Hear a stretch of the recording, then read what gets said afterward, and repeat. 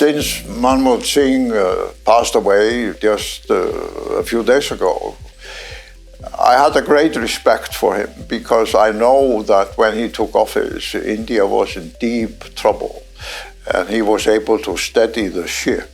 And he was fundamentally a very humble man. Usually prime ministers and presidents are not humble, but he was fundamentally a humble man. But he was also very tough. And this combination of being very humble and quiet, but also very tough, is very unusual. Do you remember your first meeting with him? Yes, it was very unusual because another Indian leader who was a dear friend of mine, a personal friend of mine, was Murli Deora, who was a mayor of Mumbai for many years, a long time ago, and then he entered parliament, became a minister. So in some of the earlier years of my presidency, he called me up and asked me if I would receive a delegation from India, which was then in opposition, including Sonia Gandhi, Manmohan Singh, Murli Deora, Natwar Singh, and many others. So I said yes, but many officials in my own country said, no, you can't receive them because they are in opposition. You only receive presidents and prime ministers, not opposition leaders. But I said, but they are friends of mine. I mean, they're from India. I will do it. So they came, and I had met some of them before, but Manmohan Singh I had never met before. And it was clear to me at that time, during that visit, that his relationship with Sonia Gandhi was very special, very special. And she respected him, and he, of course, realized he was the leader of the party, but potentially he was the intellectual policy powerhouse of the Congress leadership at that time.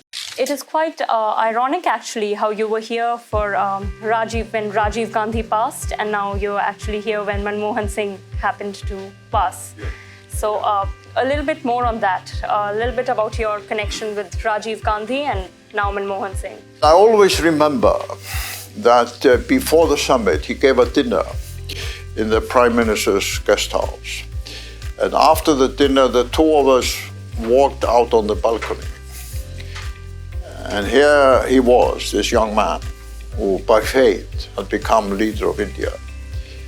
And he started talking about how uncertain he was, whether he would succeed in dealing with the Indian bureaucracy, the big ministries, the conflicts and the power politics of the Indian bureaucratic state.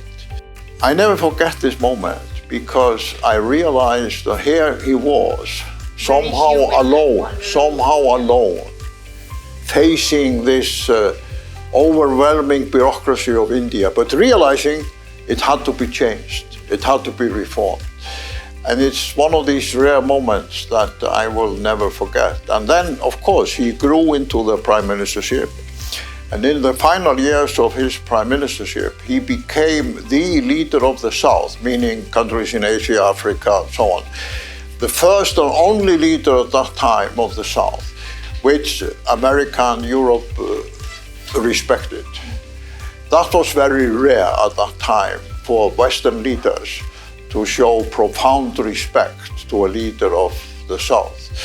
But Rajiv was the first leader from developing countries who earned the respect of the Western world. And I've always thought about if he had lived, if he hadn't been assassinated and had taken office after having been in opposition, which was very important for him because he learned a lot in opposition.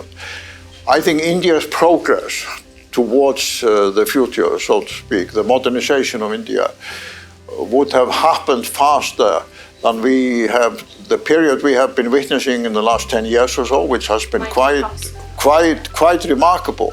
A little bit more about Vajpayee, who is from a different party. Yeah. What was your relationship with him like? Delhi was saving on electricity in those times. So the streets were dark, the parliamentary building was mostly in darkness. And there Vajpayee was sitting alone in his office, soon to become the most powerful man in India. And I presented my case to him. He didn't say a word. I presented it again. He didn't say a word. I tried to summarize it the third time. He didn't say a word. So as we walked out, he only said one sentence. Don't forget that India has powerful neighbors. Very profound, very wise. So when I came as president, some years later, when he was prime minister, and we had our official meeting, I knew he was not going to say very much. So I told my delegation, I will walk in there, I will do most of the talking, don't be embarrassed by that, but he will get the message. So, yes, I think he was a demonstration is you can exercise great leadership with your silence and with saying very few words.